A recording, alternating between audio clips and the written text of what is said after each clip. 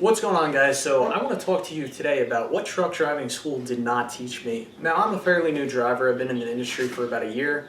I paid for myself to go through truck driving school. I didn't get hired by a mega carrier. I just wanted to pay for it by myself and then have the ability to freelance and pick and choose where I wanted to go. Which, being a new driver, it is challenging to get hired by a place with not having 2 years experience, because 2 years experience is I guess like the industry standard. So truck driving school did teach me a lot, but there's a lot of things it didn't teach me. One of the problems with CDLA tests, specifically in New York, is in order to get your CDLA, you could have a tractor and you could have a hotshot trailer, which is like a 28 foot trailer with a single axle, and you take that on your road test and you get a full-blown CDLA, which that's what my school had. I wish they had a 48 or a 53 trailer, because when I went out there and I started driving 53s, I had no idea like really how wide I had to turn this thing. So I'm really not happy that the school didn't teach me how to do that. That was just kind of a learning experience, and thankfully, I'm intelligent enough to understand when to stop and when I'm going to hit something and how far I need to go out now. But when I first started out, it was a real challenge. That's something that truck driving school did not teach me at all. They didn't teach me how to dock. I'm sure there's better schools out there that will have really tight cone courses that you got to go through, but with my school, no, they didn't teach you how to dock. They just wanted to teach you the bare basics and then move on to the next student. They did teach me how to parallel park, and that was basically a series of turns in the steering wheel and key points that I was looking at. But the issue I have with that, sure, that works for their truck, but each truck and trailer is a little bit different. So it generally doesn't work for all trucks and trailers. For each truck and trailer, you got to find your own specific landmarks in order to do parallel parking. But then again, how often are we parallel parking in trucking? Which there are instances, there are times where you gotta kind of get off the road and you gotta parallel park in a spot, but generally not so much. I really wish they taught me how to dock, because docking can definitely be challenging. What else do we have here? Always move over for stopped cars, stopped trucks. I obviously knew that you have to move over for police and tow trucks, any kind of flashing lights, but if you're on a 2-lane highway and you have a stopped car in the shoulder up ahead and you have the chance to move over, you really should move over. You should make every effort to move over, and if you can't move over, you should slow down. That's something they didn't teach me. So if there was a stopped car on the road test, or a car stopped on the side of the road, I'm not sure if it's the law now that you have to move over for like just a regular passenger car, but you always should try to move over, because you never know when somebody's going to do something stupid. A kid will pop open the door, some guy's coming around the car with the tire iron and accidentally walks into your lane. All it takes is a second to kill that guy, so you should make every effort to get that truck over the lane and offer that person stopped on the shoulder some protection. But cops, flashing lights, ambulances, firefighters, always move over. I've had instances where I cannot move over, then I'll just slam on the brakes, downshift if I have time, and I'll slow that truck way down to like 10 miles an hour. Put my hazards on, of course, but move over or slow down and move over, whatever it is. That's New York State law, which you should try to do that in every state. Of course, follow your state's laws, but you just try not to kill anybody. Okay, here's another thing that truck driving school didn't teach me, and I really like doing this. So say I'll be driving down the road. I'll be going, I don't know, maybe I have a heavy load in my trailer. I'll be going up a hill at 60 miles an hour. And then, I got another truck that wants past me, and, he's unloaded, so he's coming up that hill at 65 miles an hour.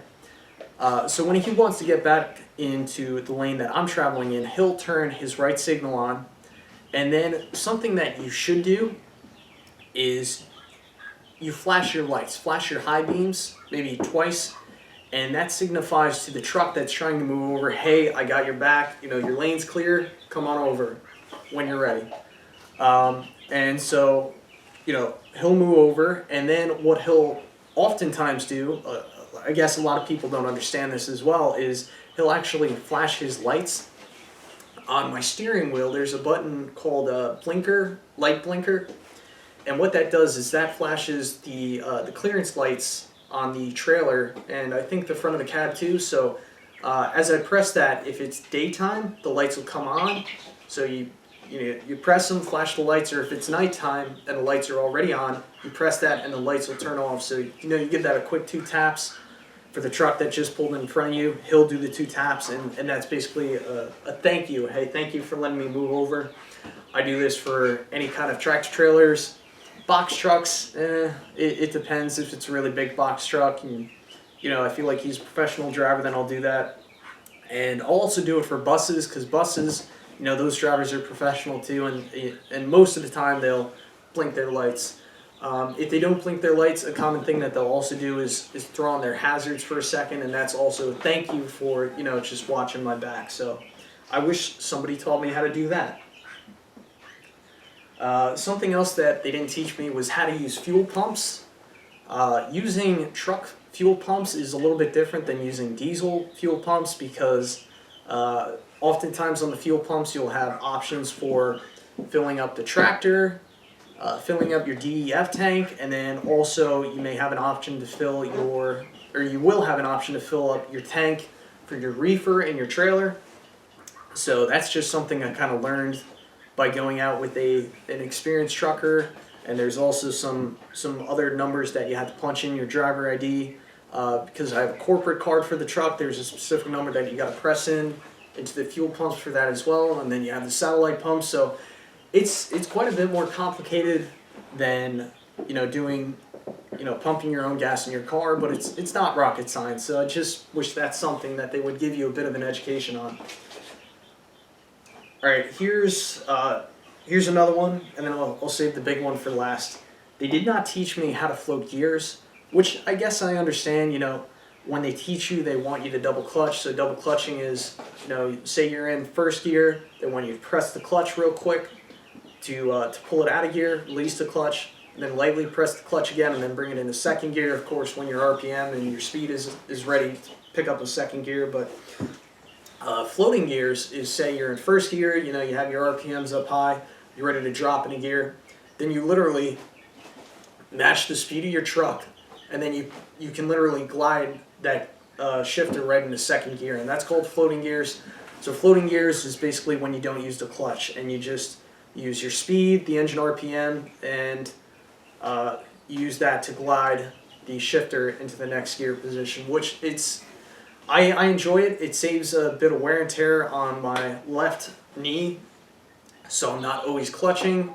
And when done properly, it's very smooth, and you do save a bit of time doing that. It does take a lot of skill, and that takes a lot of practice, though. So I kind of wish they taught me a little bit about that, but I guess that's not the proper way to teach people. You should be double clutching. But all right, here's the big one. Trucking school did not teach me how to properly weigh and adjust the weight of the axles and the tandem. So a typical tractor trailer with tandem axles on the tractor and tandem axles on the trailer has a gross vehicle weight rating of 80,000 pounds. From my understanding, you can have up to 12,000 pounds on the front tires, the steers. You can have 34,000 pounds on the tandems on the tractor, and 34,000 pounds on the trailer. And that's legally what you're allowed. I think it may be different in other states. I'm not sure about New York. I think New York, you may be allowed to have 36,000 pounds, but if you have any more weight than that, if you're over 80,000 pounds, then you have to have a permit, of course. But typically, that's all you're allowed to have. And what you'll frequently have to do is, if you're carrying heavy loads that require adjustment of these weights, you'll actually have to slide the axles on the trailer to kind of shift where that weight is centered, so that way you put even weight on your trailer tires, even weight on your tractor rear tires, and even weight on, up to 12,000 pounds on your front steer tires. And there's also a slide.